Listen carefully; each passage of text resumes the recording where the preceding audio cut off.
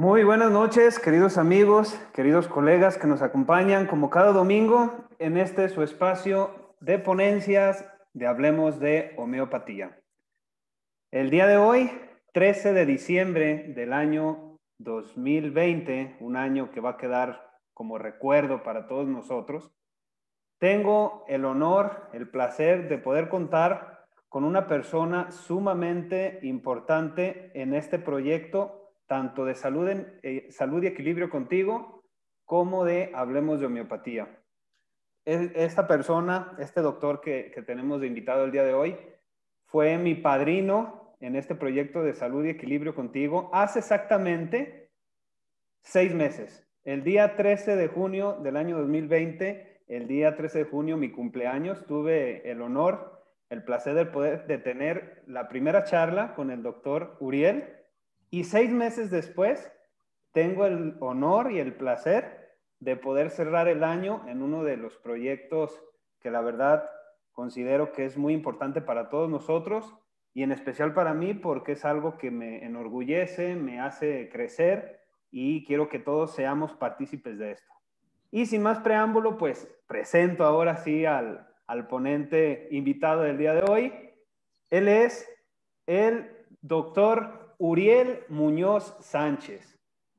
Él es médico cirujano y partero, egresado de la Universidad de Guadalajara. Tiene un posgrado en homeopatía y además es licenciado en homeopatía. Estudió un diplomado en terapias alternativas. Es catedrático de licenciatura y especialidad homeopática por 14 años. Imparte además cursos para graduados en homeopatía y tiene una consulta homeopática particular desde hace ya 38 años. El tema que muy amablemente nos va a compartir, que nos va a hablar el día de hoy, es la importancia de la historia clínica en homeopatía. Doctor Uriel, muchísimas gracias por aceptar la invitación. Bienvenido. Le cedo el uso de la voz y de la palabra. Adelante. Oye, muchas gracias a todos los que estén aquí ya ahorita presentes. Buenas noches a todos. Vamos a tratar de ubicarnos un poquito en el contexto del tiempo. Algunos de ustedes no me conocen a lo mejor, algunos sí, pero de cualquier manera me da gusto estar compartiendo un ratito de esta manera, ya que no es lo mío, lo mío es las clases en vivo. Lo de Zoom, por así esta vía se me hace un poquito difícil todavía, pero pues con toda la intención de que sirvan las palabras para que ustedes tengan también un poco más de información de lo que ya han cosechado durante este tiempo. El tema de hoy es muy interesante porque prácticamente no quise quedarme con un solo tema porque, digo, la homeopatía es tan amplia, el conocimiento que necesitamos, que de alguna manera tocamos un tema y al final los alumnos que tuve yo se dan cuenta de que cuando había un tema terminábamos tocando muchos más. Entonces, no será raro que yo me salga un poquito del tema con el objeto de aclarar y de puntualizar. Otra de las cosas que les quiero compartir es que yo no tengo mucho, mi estilo no es mucho de hacer mucho énfasis, mucho rollo, ¿no? Yo me voy muy directo a las cosas y en un momento dado, si ustedes tienen alguna, les voy a sugerir que si tienen alguna pregunta, dado el tiempo que tenemos, anótenla y con todo gusto al final damos opción para contestarla lo más rápido posible. Entonces voy a empezar a compartir la pantalla de la presentación y voy a ir explicando poco a poquito todos estos puntos, ¿sí? El tema de hoy es la importancia de la historia clínica para el homeópata o en la homeopatía.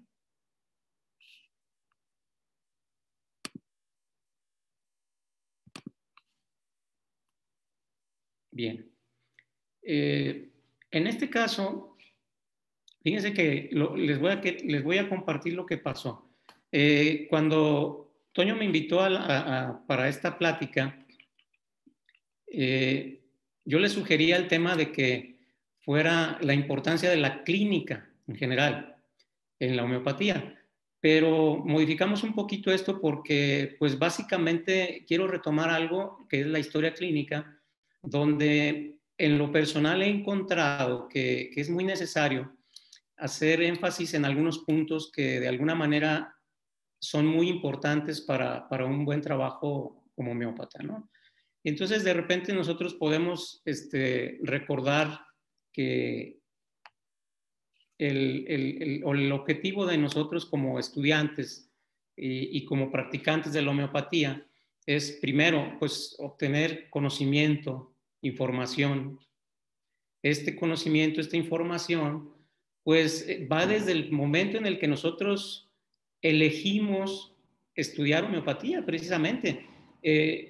Quizá para algunos fue muy fácil porque ya tenían pues al abuelo, al papá, y ellos ya se veían en un momento pues ya como una forma familiar de actividad.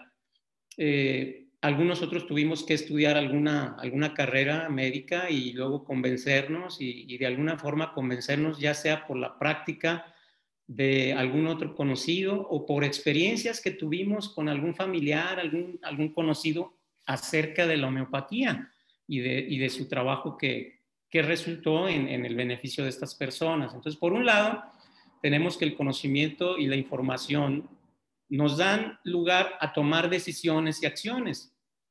En este caso, si yo tengo la información de que existen dos formas de tratar a un paciente, ya sea con alopatía o con homeopatía, pues yo elijo, voluntariamente, yo elijo estudiar homeopatía, y entonces esto implica que yo tome una decisión.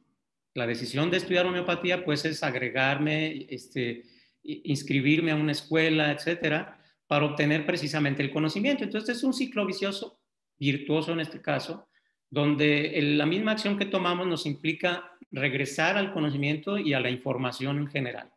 Entonces, muy importante que la información que nosotros tengamos como homeópatas sea la adecuada, la correcta, para poder hacer un trabajo bien hecho como homeópatas.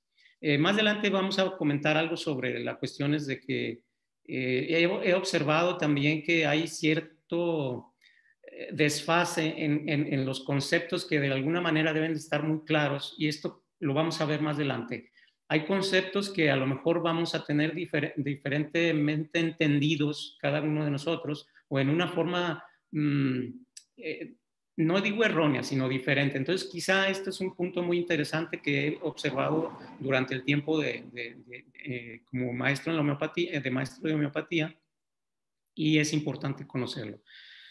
No hay que olvidar que nuestra fuente de información más importante en la homeopatía pues son los libros del maestro Hahnemann, del doctor Hahnemann. Y aquí quiero hacer referencia al órgano del arte de curar, donde en los parágrafos 1, 2 y 3 nos menciona Hahnemann básicamente el objetivo del médico homeópata, del homeópata, y la forma en la que este homeópata debe hacer su trabajo. Básicamente, el órgano del arte de curar es el desarrollo de estos 3 puntos. De ahí en adelante se desarrolla y se desmenuza el cómo y el por qué de todo lo que es la homeopatía. Entonces, es muy importante recordar estos primeros 3 parágrafos.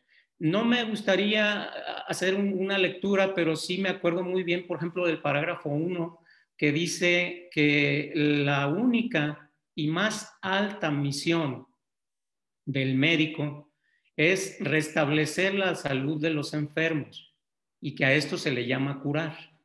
Fíjense bien, qué palabras tan simples, pero qué profundo podemos ir en la explicación de esto. Porque quizá la palabra curación la entendemos un poquito diferente cada uno de nosotros. Si yo soy alópata de formación y no me interesa conocer el concepto de curación que tiene el homeópata, pues probablemente sí voy a tener una falla en el resultado, porque normalmente el alópata o en el sistema alópata la curación no existe.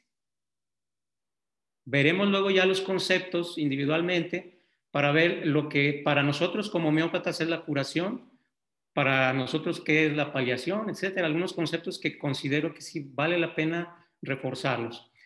En el segundo parágrafo, Hahnemann nos habla de la forma en la que debe ser esta curación y nos habla básicamente de que debe ser de una forma rápida y sin tanta molestia para el paciente. Dice que suave y duradera. Entonces, también es un parágrafo muy interesante porque nos dice que no podemos nosotros esperar que una curación tan milagrosa de un día para otro le podríamos llamar nosotros curación. Y estamos nosotros los que hemos practicado la homeopatía por muchos años, sabemos que exactamente eso en la práctica sí es muy, muy evidente. Cuando nosotros tenemos un paciente que se alivia de la noche a la mañana, si somos buenos homeópatas y hemos estudiado todos los principios y nuestras leyes, sabemos que esa curación, entre comillas, generalmente no se da, sino lo que estamos observando ahí es una paliación. Ahora, yo no quiero decir que esto sea malo, más adelantito vamos a ver eso. Y en el parágrafo 3, Hahnemann nos explica qué es lo que el homeópata tiene que conocer. ¿Cuáles son los puntos que debe de conocer a la perfección para poder llegar al objetivo que nos dijo al principio en el parágrafo 1, que es curar? Al final voy a hacer un resumen del parágrafo, un resumen demasiado preciso sobre los puntos del parágrafo 3 para recordar que el homeópata tiene la necesidad y la obligación de conocer algunos puntos. Y si no lo hace así, pues bueno, seríamos un poquito, estaríamos fuera de lo que es el concepto de la homeopatía.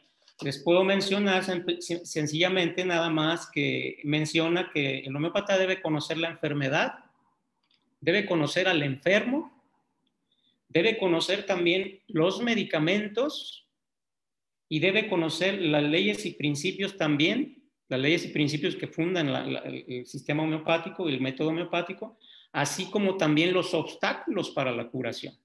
De ello vamos a hablar al final, ya como un resumen. Pero eso es lo que menciona el parágrafo 3, en qué es lo que necesita el homeópata conocer para poder hacer un buen trabajo.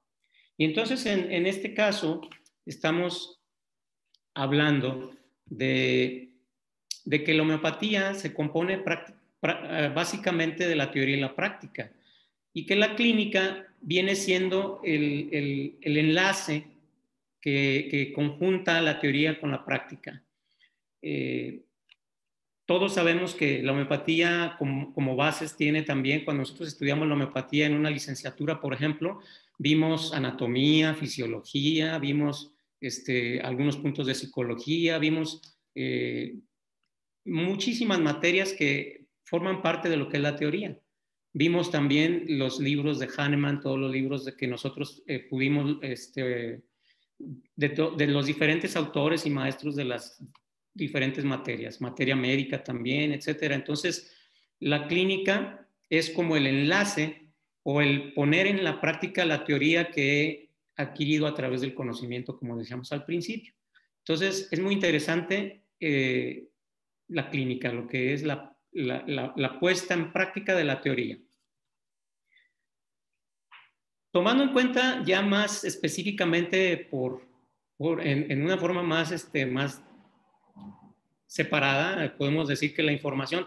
Quiero comentar algo. La mayoría de las definiciones que yo pongo en este trabajo que les estoy presentando son palabras mías. Yo puedo o podría haber tomado como referencia algún autor, algún libro, pero prefiero yo estarles compartiendo lo que yo he estado observando.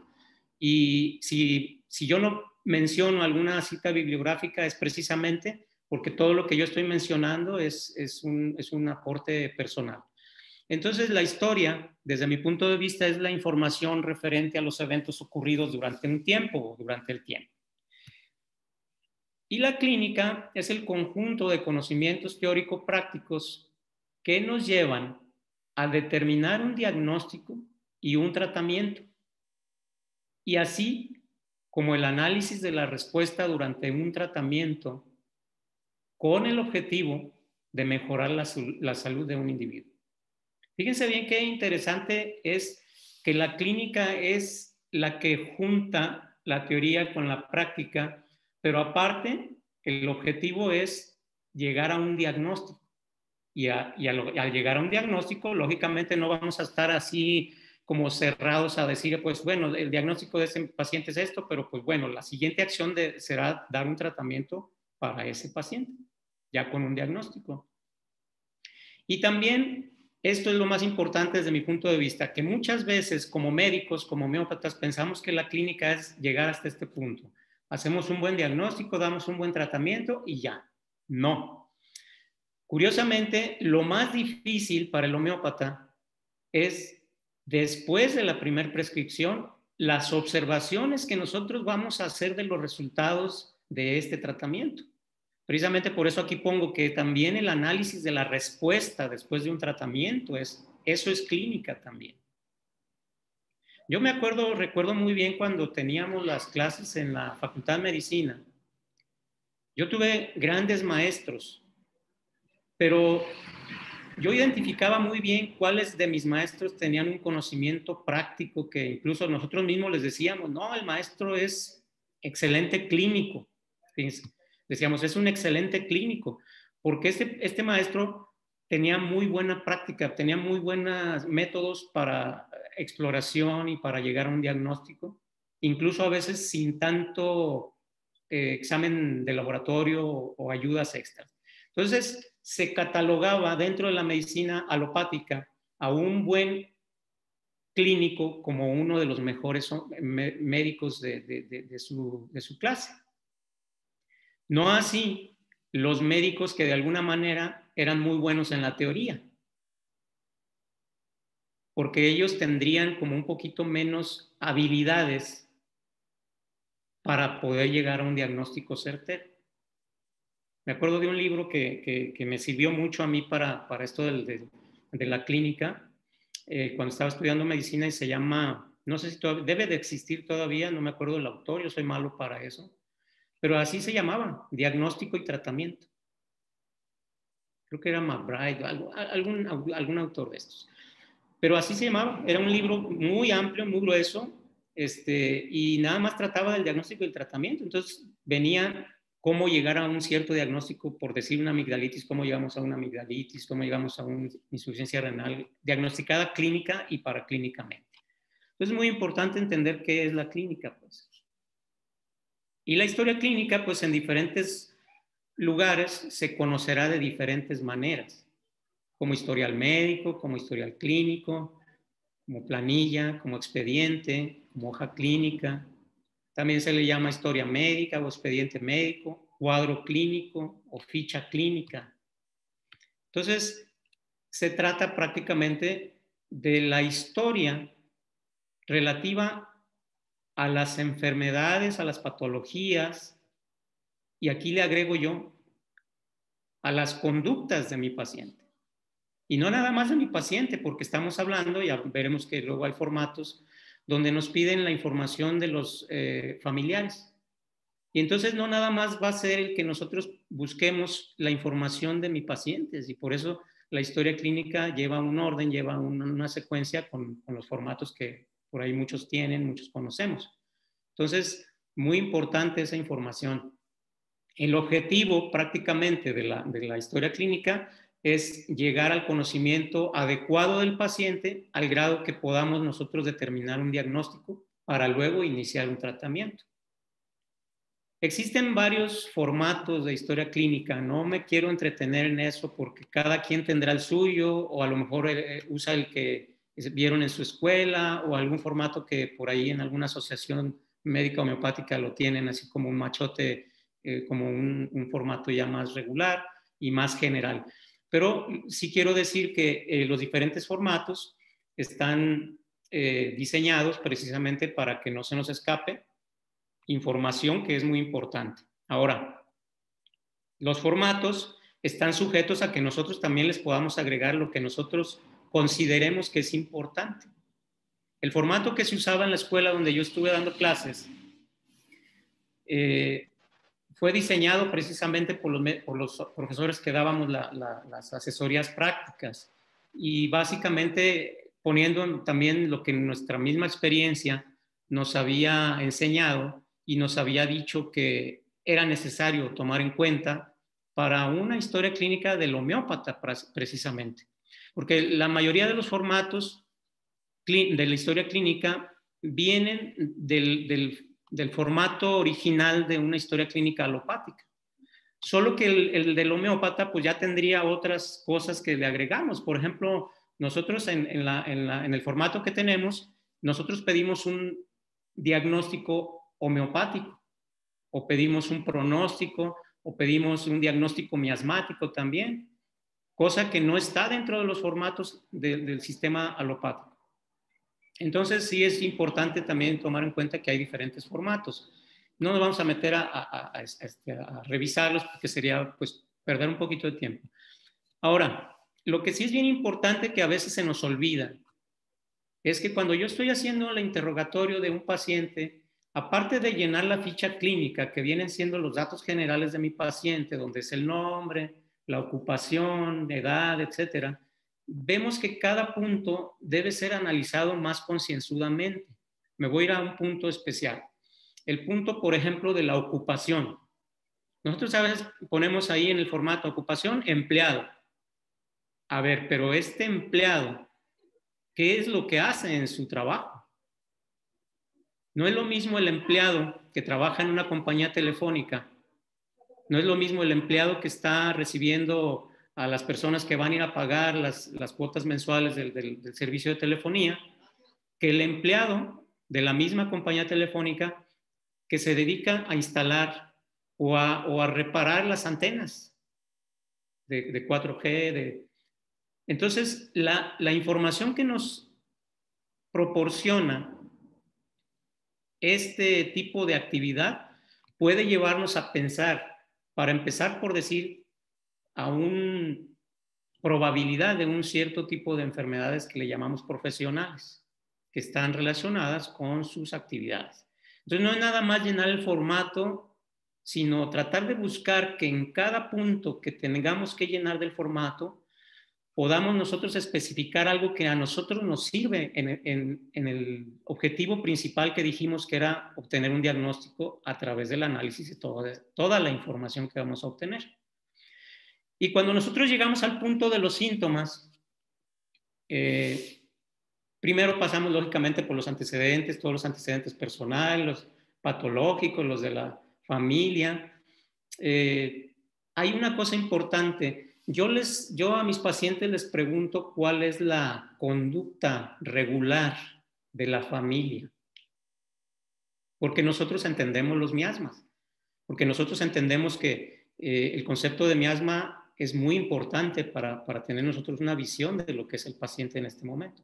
Entonces, así como en varias cosas tenemos que tener un poquito más apertura, de buscar más conocimiento en esa área. Y de cada síntoma que mi paciente mencione, yo voy a procurar responder a todas estas preguntas que está aquí, que estamos viendo en la pantalla. ¿Qué es? ¿Qué síntoma es? ¿Es un dolor? ¿Es una sensación? ¿Es una emoción? ¿Qué es? ¿Dónde se manifiesta este síntoma? El paciente a veces es un poquito, le cuesta trabajo diferenciar un dolor, por ejemplo. Es que me duele el cerebro, por ejemplo. Entonces, nosotros tendremos que decir dónde es donde le duele. Si él hace una seña que le duele el cerebro y se pone la mano atrás de la cara, pues nosotros podemos buscar en un repertorio dolor occipital. Entonces es muy importante que nosotros tengamos muy claro lo que mi paciente está queriéndome decir a través de estos síntomas, que no quede yo con la idea mía, sino que quede muy claro lo que mi paciente me quiere decir. También debemos de buscar el cuándo, la cuestión del tiempo. A ver, señor, ¿desde cuándo tiene usted esta molestia? Y no nada más desde cuándo, sino cuándo fue la última vez que la presentó. Porque sucede que a veces hay pacientes que vienen ya un poquito aconsejados de que con el homeópata hay que decirle todo. Y que nosotros como homeópatas también tenemos una palabra que, como por ahí al ratito vamos a ver y a revisar, escudados en la famosa totalidad sintomática, queremos escuchar una historia del paciente prácticamente desde que nació, cuando la realidad es que hay muchos datos, muchos síntomas que el paciente tuvo, pero ya no tiene. Y si se han fijado, y ustedes han visto algunas personas cuando nos están contando sus malestares, nos dicen, no, es que hace como, he tenido también dolor de cabeza. Hace como 3 meses tuve un dolorcito de cabeza.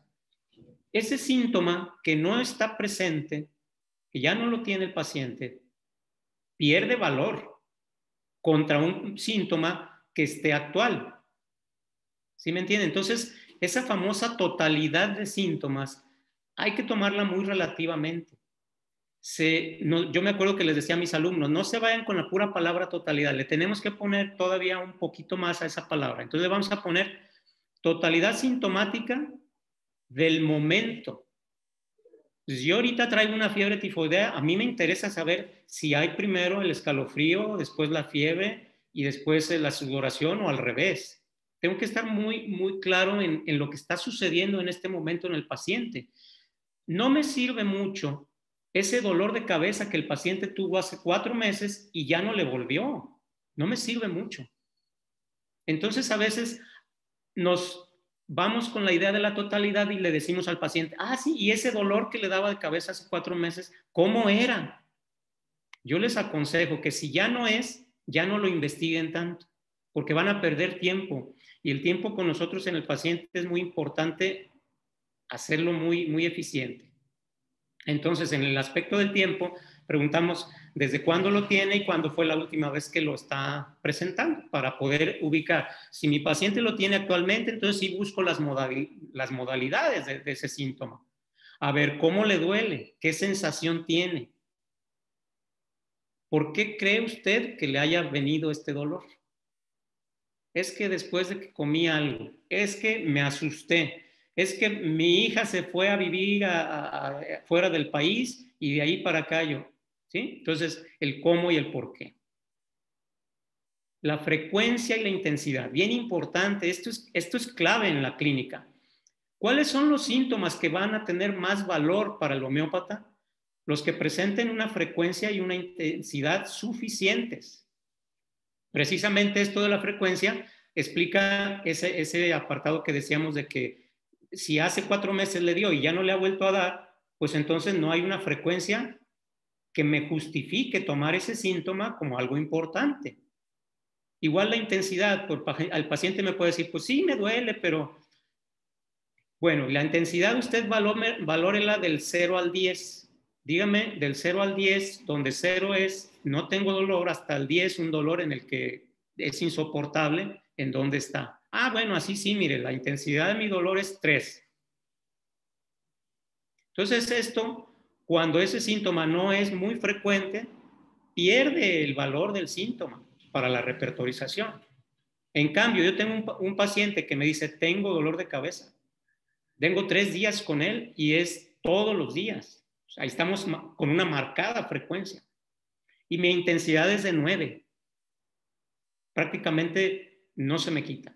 Ese síntoma es de mayor valor que el síntoma que habíamos comentado de la cefalea de hace 4 meses. Entonces, cuando nosotros vemos que es la frecuencia y la intensidad lo más importante de los síntomas, podemos también tomar estos 2 parámetros para el análisis posterior después del tratamiento. Porque fíjense que hay algo bien curioso, lo comentábamos al principio.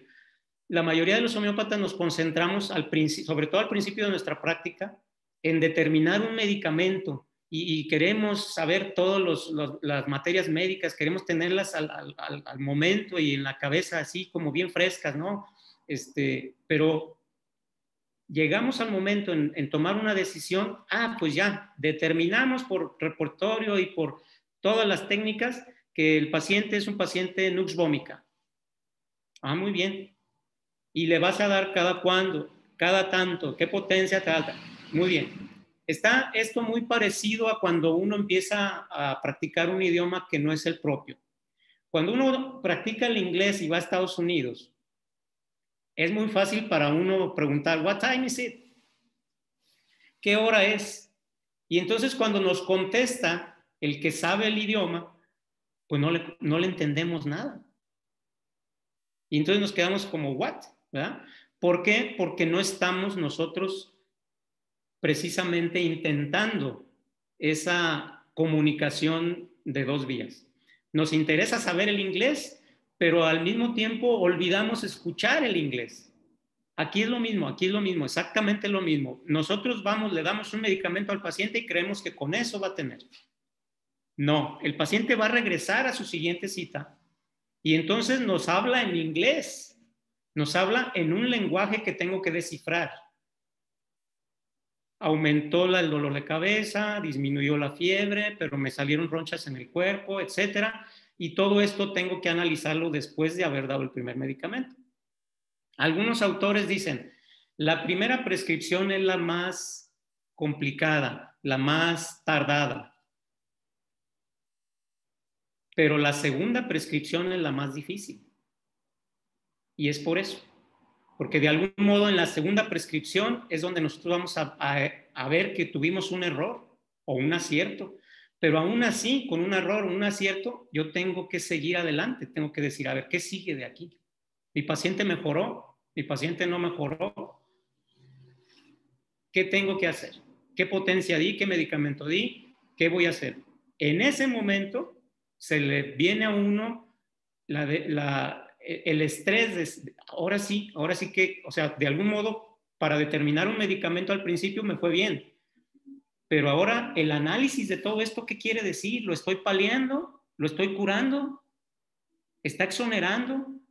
¿Está haciendo una regresión sintomática o está experimentando el medicamento? Entonces es muy importante conocer a través de la historia clínica todos estos datos. Ahora, la historia clínica no nada más es el interrogatorio. El interrogatorio es muy importante para el homeópata. A lo mejor es quizá lo más extenso de información para el homeópata, porque el homeópata sí pregunta. Nada más recuerden ustedes cuando van con el alópata cómo los explora, cómo les pregunta. Ellos les pregunta poco y los explora mucho, en general. Y el homeópata hace exactamente al revés. Pregunta muchísimo y a veces explora poco, dependiendo del caso. Eso sí debemos de quedar claros. Pero en una forma muy general, nosotros exploramos poco comparada con la interrogación que hacemos. Porque nosotros detallamos cada uno de los síntomas que el paciente nos está mencionando. Y el alópata no, el alópata, tiene dolor de cabeza, pero nunca te pregunta a qué horas le da, con qué se le quita, qué lo provocó según usted, etcétera, etcétera. El frío, el calor, el sueño, nunca pregunta las modalidades. Si él determina que hay un dolor, ya sabe que lo único que puede ofrecer es un analgésico. Entonces, ¿para qué se mete a preguntar tanto modalidades de un dolor? Y nosotros al revés, nosotros tratamos de buscar modalidades y cuestiones muy que nos puedan dar una individualidad de ese síntoma en nuestro paciente, que nos hagan la diferencia entre mi paciente y otro. No es prohibido y no está prohibido, digamos, si valga esa forma de verlo. No está prohibido para el homeópata pedir un paraclínico, pedir un examen de laboratorio, y tampoco debemos de estar negados a entender los exámenes de laboratorio, porque son parte de la información. Como habíamos dicho, vamos a tener nosotros muchísima información y la tenemos que estar analizando a la velocidad, les digo, a la mayor velocidad posible. Entonces el homeópata está haciendo un gran trabajo de análisis constantemente. Les digo que si a mí me preguntaran qué ha sido más difícil para mí, ser alópata, porque yo soy alópata de formación y soy homeópata de práctica, yo les digo que para mí lo más difícil es ser homeópata. ¿Por qué? Porque precisamente yo veo un paciente con tifoidea y el siguiente paciente que venga con tifoidea va a ser completamente diferente. Y los medicamentos también van a ser diferentes. Y para el alópata no. Para el alópata manda a hacer un estudio paraclínico, que es el tema, y si los resultados determinan que hay una fiebre tifoidea, pues ya sabe que tenemos que dar un antibiótico y ya por cuánto tiempo. Entonces es muy importante también entender el proceso que hacen los colegas, los alópatas, y que en cierta manera no es porque lo hagan mal, sino porque ellos están enseñados a hacer eso. Ellos toman mucho valor a los paraclínicos, toman mucho valor a la exploración física, y nosotros tenemos mucho valor para el interrogatorio. Le damos mucho valor a los síntomas y sobre todo a los síntomas que tienen que ver con sensaciones, emociones también y conductas.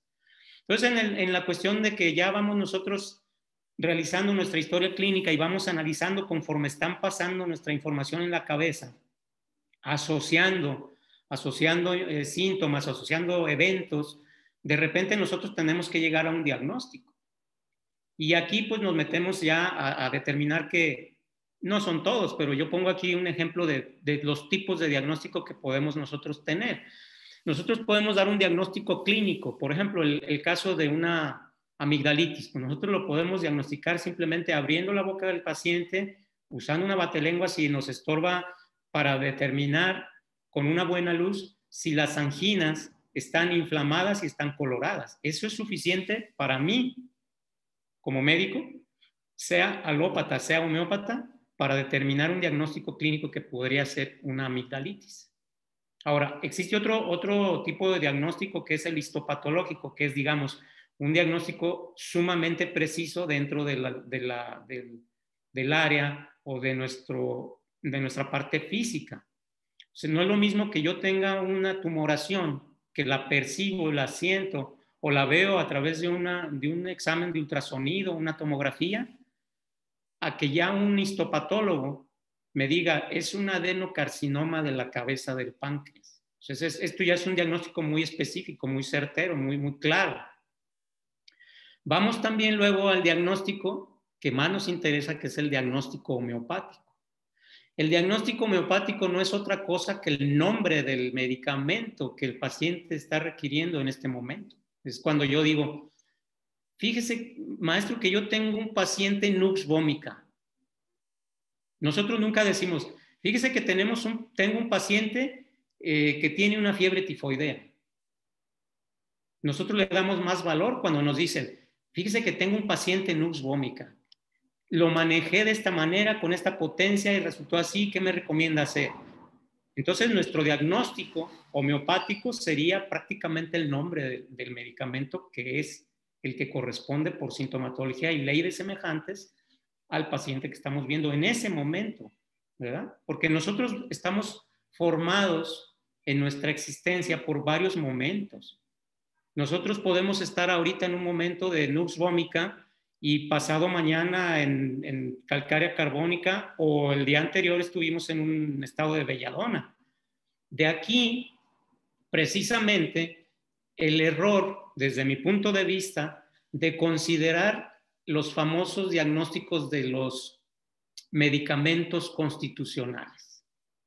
El medicamento constitucional, como es percibido por el homeópata, es aquel medicamento que me va a resolver prácticamente todo lo que tiene mi paciente. Y vemos hasta incluso a los mismos compañeros homeópatas refiriéndose a pacientes así tal cual, es que es un paciente de calcárea, o sea, en vez de decir es un paciente lento, ¿no? Es que es un paciente calcárea, o para decir un paciente un poquito fofo y obeso, ese es un paciente calcárea. Y que de alguna manera cuando nosotros vemos que el paciente coincide fisonómicamente con los síntomas de calcárea carbónica, más de alguna vez escuchamos, ese medicamento, calcárea carbónica, dáselo y le va a quitar hasta los callos. Entonces es bien importante también no casarnos con ese tipo de percepciones. Cada momento de nuestro paciente está regido por una situación, por un estado energético que nos determina una conducta sintomática y por lo tanto un medicamento también. Más adelante también viene el diagnóstico miasmático. Desde mi punto de vista, esto es esencial. La mayoría de ustedes que me conocen saben la importancia que yo le doy a las conductas miasmáticas de nuestros pacientes.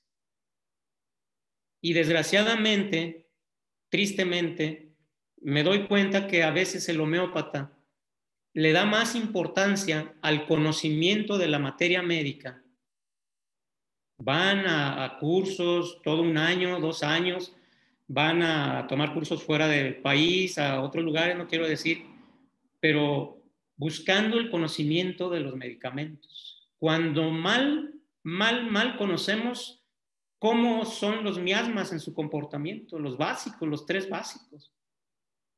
Y la verdad es que esto define la respuesta al futuro con mis pacientes. Cuando yo empecé la práctica de homeopatía, yo no le daba mucha importancia a la parte miasmática. Es más, como no le entendía, dije, no, pues eso, ¿qué tiene? Con que le dé el que el paciente está pidiendo, el medicamento que está pidiendo el paciente en este momento, creo que con eso ya lo hacemos. Pues fíjense que después yo tengo más de 20 años usando mayor observación y tratando de buscar mayor información sobre las conductas miasmáticas, y he observado una gran diferencia en el resultado de mis pacientes. Pacientes que antes veía que digamos, los controlábamos, de repente ya no aparecen esas manifestaciones, esos síntomas, porque se modificó el estado miasmático del paciente, y el paciente incluso ya nos dice, mire, yo ahorita me siento tan bien que si este problema que tuve tan severo, tan fuerte en mi familia, lo hubiera tenido hace 3 años, no, hombre, yo creo que hubiera ido al hospital. A ese punto. Y más cuestiones y más cosas que pues está por demás que yo les comente, pero hay un montón de muchísimos exclamaciones de ese tipo en los pacientes cuando son manejados desde un punto de vista más profundo, no nada más tomar en cuenta los síntomas y mi famosa totalidad sintomática. Entonces, también en la historia clínica tenemos que buscar tener una nota ahí de cómo encuentro en este momento a mi paciente desde el punto de vista miasmático, algo básico para el futuro del paciente. Ahora, cuando yo tengo un paciente que va a consulta, una de las primeras cosas que tengo que definir antes de dar un medicamento o intentar buscar un medicamento es ante qué situación estoy de mi paciente. ¿Mi paciente está en un estado agudo o está en un estado crónico? Es muy importante definirlo. ¿Por qué? Porque si yo determino que mi paciente está en un estado agudo, la elección de mi medicamento va a tener una variación, sobre todo en la forma, o sea, en la posología, en la potencia y en la frecuencia de la administración del medicamento. Por ejemplo, en los estados agudos o en las agudizaciones, nosotros usaremos potencias más bajas y frecuencias más altas. Es decir, vamos a dar un medicamento probablemente a la 30 con una frecuencia repetida. E incluso en algunas ocasiones las famosas tomas plus, que ahorita vamos a ver en esta cuestión de los conceptos, ¿a qué le decimos toma plus? Si un paciente viene con una situación crónica o en un estado crónico, digamos, un paciente que dice, no, pues es que yo tengo diabetes y pues estoy muy bajo en mi energía, estoy muy desanimado, traigo mucha apatía, tengo mucha tristeza, tengo años así. Yo estoy identificando automáticamente que el medicamento que yo tengo que darle a mi paciente no va a ser la misma posología que usé en el estado agudo. O sea, yo no voy a dar una potencia 30 probablemente, y mucho menos voy a estar repitiendo muy frecuentemente este medicamento, porque mi paciente tiene un estado crónico. El estado crónico generalmente está fundamentado en una conducta miasmática, que es difícil de modificar si no usamos los medicamentos correctos, en las potencias correctas y en la frecuencia adecuada. Entonces sí hay mucha diferencia, y eso lo podemos identificar desde que el paciente llega al consultorio. Imagínense un paciente que llega con una crisis asmática y que, como yo estoy practicando la homeopatía y porque de repente me vuelve a venir la idea de la totalidad sintomática, perdón, y sobre la cuestión de que los síntomas mentales son importantes, en ese estado asmático que tiene mi paciente probablemente le empiece a preguntar, ¿verdad? Oiga, ¿y usted pues más o menos qué sueña? Dígame más o menos los sueños que tiene, son repetitivos, su estado anímico habitual ¿cómo es? Usted es muy corajudo. Cuando el paciente pues se me está ahogando en ese momento, se me está asfixiando. Entonces debemos de tener mucha precaución en identificar esas situaciones. Cuando mi paciente está en un estado agudo, mi observación debe ser agudísima también. Es decir, yo tengo que observar si mi paciente trae los labios cianóticos, si mi paciente está inquieto, si se pone en una postura especial, estamos hablando de un estado asmático, una postura especial, o si está tratando de no hablar o habla mucho, etc. Ruidos que se escuchen, sibilancias, ruidos de flemas, etc. Yo tengo que estar muy en el momento del paciente. Es muy útil y es muy, digamos, cuando uno ve un paciente como lo pintan en la materia médica. Uno a veces cuando está estudiando la materia médica piensa que cierto tipo de síntomas no los va a encontrar uno nunca. Y hasta uno dice, no, eso no, hombre, eso no lo voy a ver. No es así. De repente tenemos pacientes, a mí me ha tocado ver pacientes en estados asmáticos con todas las características de Kali carbónico, especialmente la posición que más les mejora para poder inspirar y sacar y hacer una expiración, como dice el libro, tal cual, sentados, con los codos en sus rodillas y tratando de jalar aire. Ese es el estado clásico de un estado Kali carbónico. Y aquí nos perdemos un poquito en estos síntomas tan especiales, porque de repente nos viene a la idea los medicamentos que nos han dicho los profes que son buenos para los estados asmáticos, y pues no vienen más que pues arsénico, y nos dicen que de alguna manera a lo mejor Blata orientalis o Sambucus nigra, o algún medicamento que de alguna manera nosotros queremos usar como un medicamento alopático, es decir, busco que mi paciente tenga una broncodilatación, cuando, por ejemplo, la actitud de mi paciente ante esa situación me define el medicamento. Ahora, yo doy el medicamento Kali carbónico y el paciente tiene un resultado inmediato, sí. Si el paciente en el momento agudo tiene características especiales de Kali carbónico, la respuesta va a ser inmediata, siempre y cuando la frecuencia del medicamento también sea correcta. Si yo doy un Kali carbónico a la 30 centesimal y la estoy dando en forma plus, y el paciente lo está tomando delante de mí cada 5 minutos, yo tengo que observar en 3, 4 tomas una diferencia en su respuesta. Algunos alumnos me preguntaban, profe, ¿cuántas veces cuánto tengo que esperarme para ver una respuesta? ¿Cómo puedo saber yo que mi medicamento no está funcionando en un estado agudo? En un estado agudo, 5 tomas, les digo yo, independientemente de la frecuencia que tengas. Lógicamente, si tú tienes un picado de alacrán que le estás dando arsenicum 30, se lo estás dando en forma plus, no se los vas a dar cada 2 horas, como se lo darías belladona a un paciente con amigdalitis. Le das a un paciente arsenicum para un piquete de alacrán o para una intoxicación, aguda, se la tengo que dar en forma plus y a lo mejor cada 2, 3 minutos. Si yo voy a estar ahí, que es lo ideal, tengo que observar los cambios y entonces ir cambiando la frecuencia, e incluso de repente también puedo y debo cambiar el medicamento. Eso es lo difícil de la práctica médica homeopática, que mi paciente, aunque yo lo vea aquí, que está mejorando, probablemente cuando llegue a su casa ya me está presentando un cuadro modificado y tengo que modificar también.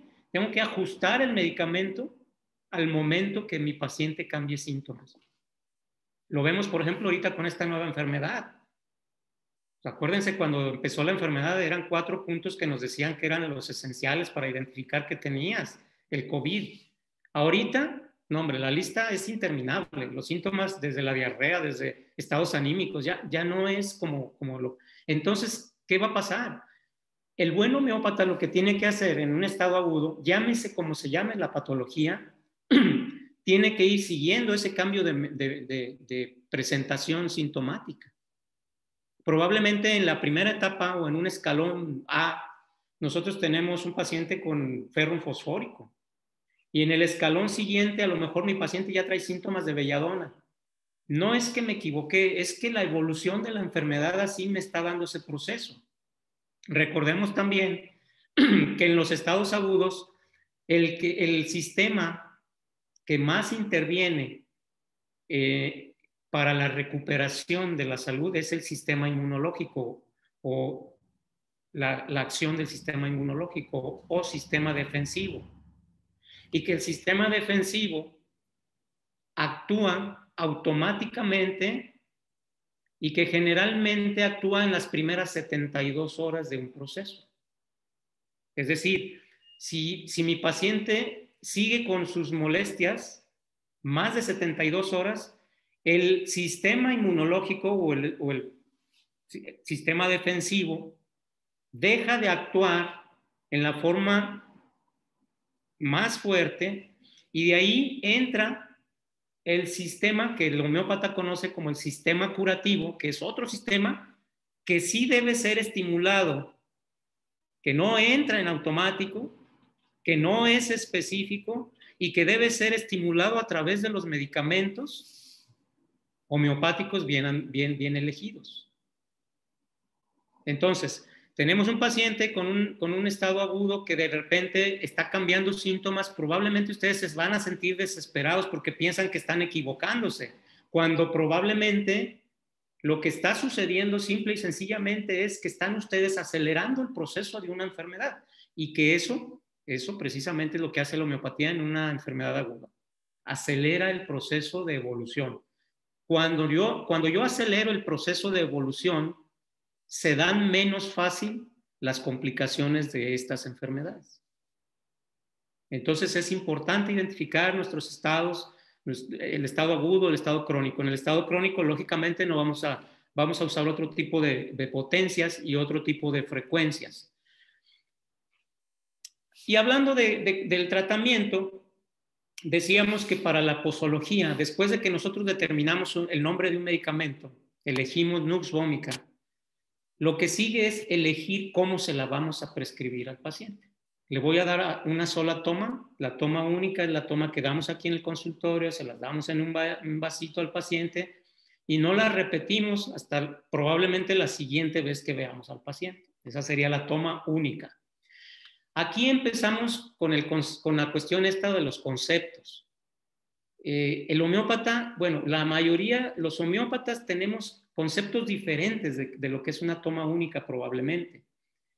Y eso hace mella en el resultado y en la comparación de resultados entre nosotros, porque, por ejemplo, muchos creen que la toma única es la toma plus, cuando no es así. Las tomas se dividen prácticamente en dos nada más, la toma única y las tomas repetidas. Las tomas repetidas se subdividen todavía, pueden ser las tomas plus o las tomas diarias. Las tomas diarias son las que les damos al paciente, por ejemplo, el paciente que tiene una situación emocional crónica y que le decimos, se toma pulsatila, le vamos a dar pulsatila 200 y le vamos a dar una toma al día. Esas son las tomas diarias. O 2 tomas al día, no importa, o 3 tomas al día, no pasa nada, son diarias. Y las tomas repetidas plus son precisamente las que yo les comentaba, donde usamos nosotros en estados muy agudos, de mucho riesgo para la salud y incluso la vida del paciente.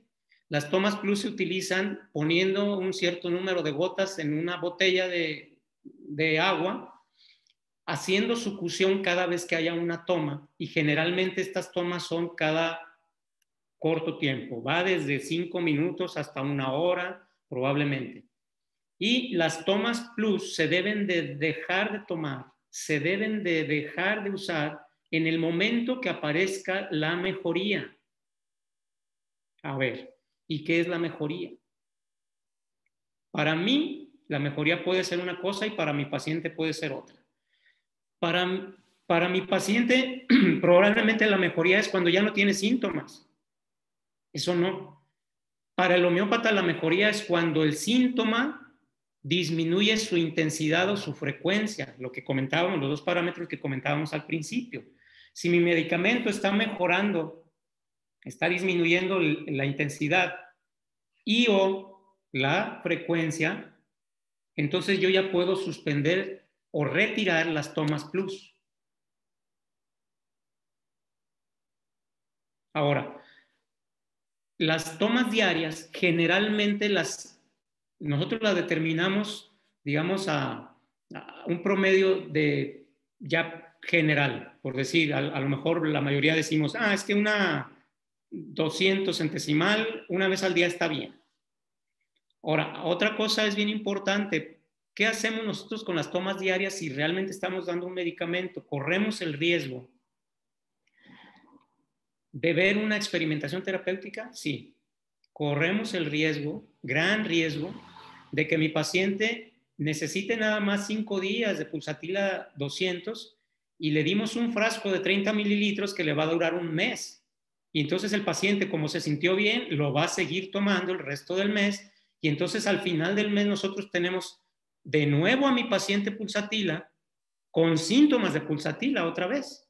Pero curiosamente, ahora ya mi paciente está presentando una experimentación del medicamento que le dimos. O sea, se pasó de tomas, se pasó y esto hizo que viniera una respuesta que nosotros le llamamos de saturación informática. Es decir, fue demasiado medicamento al grado que insertamos las características energéticas o medicamentosas de mi medicamento al paciente y en el mes, al final del mes, nosotros creemos que el medicamento necesita una mayor potencia. Imagínense nada más, porque seguimos teniendo un paciente con una imagen de pulsatila. Cuando realmente lo que tenemos es que prácticamente casi antidotizar pulsatila para que se quiten los síntomas extras que mi paciente adquirió por haber tomado los otros 20 y tantos días el medicamento. Es muy importante todo esto. Todo esto se analiza también y es parte de la clínica. Es parte de lo que nosotros tenemos que ir analizando en el mismo momento que recibimos la información y buscar más información precisamente. Llegamos después al punto donde la historia clínica terminamos de explorar los síntomas, terminamos de explorar al paciente, abrirle la boca, tocarle la barriga, explorar los campos pulmonares, etcétera. Y llegamos al punto donde tenemos que darle una ligera explicación al paciente, porque recuerden que no todos nuestros pacientes tienen el conocimiento mínimo de lo que vamos a hacer. Y es una obligación del homeópata no nada más preguntar. Miren, cuando yo fui la primera vez con un homeópata, yo ya era alópata. Y cuando llego a la consulta del homeópata, la verdad me decepcionó porque le dije, fíjese doctor que pues tengo problemas de inflamación del estómago. Ah, sí. ¿Qué más tiene? No, pues esto. ¿Y qué más tiene? Pues esto. ¿Qué más tiene? Y se la pasó preguntándome, ¿qué más? ¿Qué más? ¿Qué más? ¿Qué más?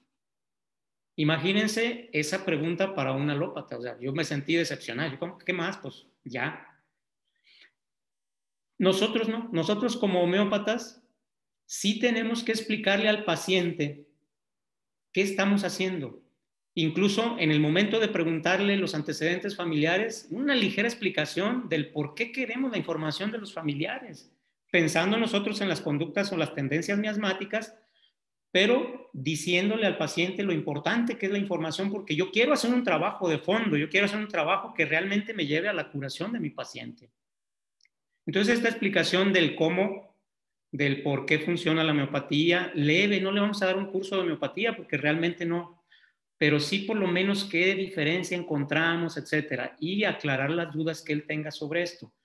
Viene también un momento en donde tenemos que dar recomendaciones. No podemos dar una recomendación si no conocemos mucho de lo que el paciente está viviendo en ese momento. ¿Sí? ¿Cómo puedo yo recomendarle a un paciente ejercicio si no sé que le falta ejercicio? Seguido nos pasa, de repente por cuestión de rutina, pues le recomiendo que tome más líquidos y haga ejercicio. Cuando volteamos, vemos al paciente súper atlético y que incluso corre todas las mañanas a las 6 de la mañana durante 2 horas. Sí es error de nosotros. Entonces, estas recomendaciones se tienen que administrar, digamos, como información al paciente para beneficio de su tratamiento. De entre las recomendaciones que a veces dan los homeópatas es que no tomes café, no tomes refrescos de cola, etcétera.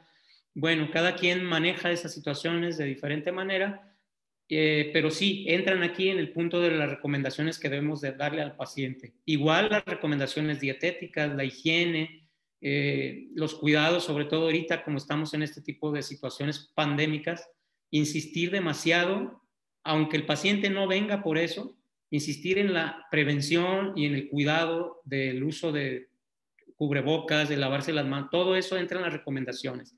Muy importante entonces que yo sepa qué actividad tiene mi paciente, cómo es su vida normal para poder hacer estas recomendaciones.